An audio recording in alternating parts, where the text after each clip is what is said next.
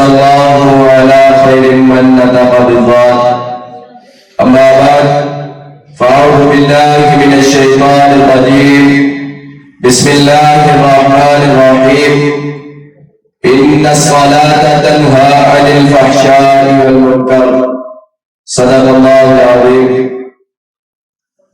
محترم عزیز ساتھیوں، آج آپ کے سامنے ان مختصر لمحات کے اندر جس موضوع پر چند گزارشات کرنے کی جسارت کرنے کی کوشش کروں گا وہ نماز کی اہمیت اور اس کی فضیلت کے حوالے سے ہے۔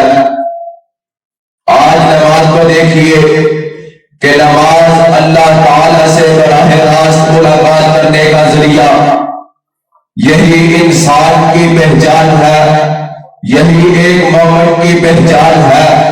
نماز ہی ایک ایسا ذریعہ ہے جو انسان کے گناہوں کے درمیان ڈال ہے۔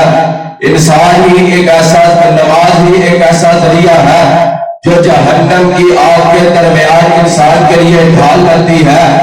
نماز ہی ایک ایسا ذریعہ ہے جو جنت کے بند دروازوں کے لیے کنجی بن جاتی ہے۔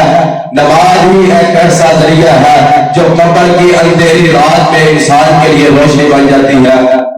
حضرات علی وقار، نماز کی اہمیت کو دیکھیے کہ اللہ پاک نے قرآن میں اعلان فرمایا کہ ان الصلاۃ تنہی عن الفحشاء والمنکر، کہ نماز انسان کو بے حیائی سے روکتی ہے، نماز انسان کو گناہوں سے روکتی ہے، نماز انسان کو برائی سے روکتی ہے۔ آج دیکھیے کہ جو 5 وقت کی نماز کو پڑھ رہا ہے، آج 5 وقت نماز آگے ادا کرتا ہے لیکن وہ گناہ کو نہیں چھوڑ رہا، تو اپنی نماز کی طرف دھیان دے، قرآن جھوٹا نہیں ہو سکتا۔ آج دیکھیے، آج کوئی دوسرا گناہ کرے، کوئی شراب پیے، ہم اس کو محلے میں، گاؤں میں، شہر میں دنیا دار کی نظر کے سامنے ذلیل کرتے ہیں کہ یہ بندہ شرابی ہے، یہ بندہ نشئی ہے۔ کوئی بندہ زنا کر کے اٹھے، اس کے خلاف ہم نظریں گندی کر لیتے ہیں، یہ بندہ گناہ کر کے آیا ہے۔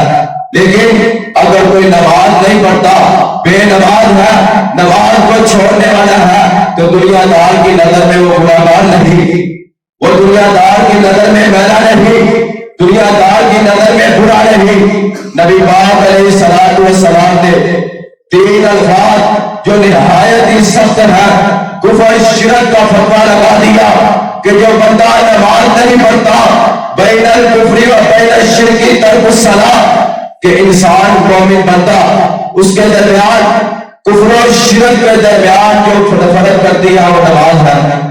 یعنی کہ جو بندہ نماز نہیں پڑھ رہا، جو بندہ نماز کو چھوڑ رہا، نماز کی پابندی نہیں کر رہا، وہ دیکھیے کہ نبی پاک علیہ الصلوۃ والسلام نے ان کی مثال کس کے ساتھ دے دی۔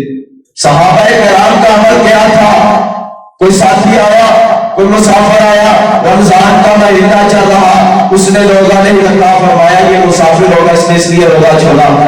کسی عورت نے پردہ نہیں کیا تو اس کے خلاف بھی کبھی آواز نہیں اٹھائی کہ یہ کیوں نہیں کر رہی، کوئی عذر پیش کیا، شاید روٹی ہوگی، شاید اس کو حکم کا پتہ نہیں چلا، لیکن جب کسی شخص کو دیکھتے، جب کسی آدمی کو دیکھتے کہ اس نے نماز نہیں پڑھی، نماز سے پیچھے ہٹ گیا، تو سیدھا یہ بولتے کہ یہ بندہ مومن نہیں ہو سکتا تھا۔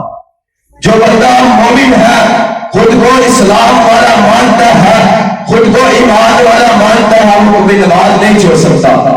آج دیکھیے کہ جو ایمان کا دعویٰ جو کر رہا ہے، اسلام میں داخل ہونے کا دعویٰ جو کر رہا ہے، وہ دیکھے کہ میرا اسلام میں داخل ہونے کے میں کوئی کمی تو نہیں ڈالی۔ اپنے روح میں جھانکیے کہ ہمیں کیا کمی ہے کہ اللہ رب العزت ہمیں 5 دفعہ اپنی طرف بلاتا ہے، لیکن ہمیں توفیق نہیں کہ ہم مسجد میں آ جائیں۔ اللہ پاک سے دعا ہے کہ اللہ تعالیٰ ہمیں سمجھ کے عمل کرنے کی توفیق عطا فرمائے۔ وما علینا الا البلاغ۔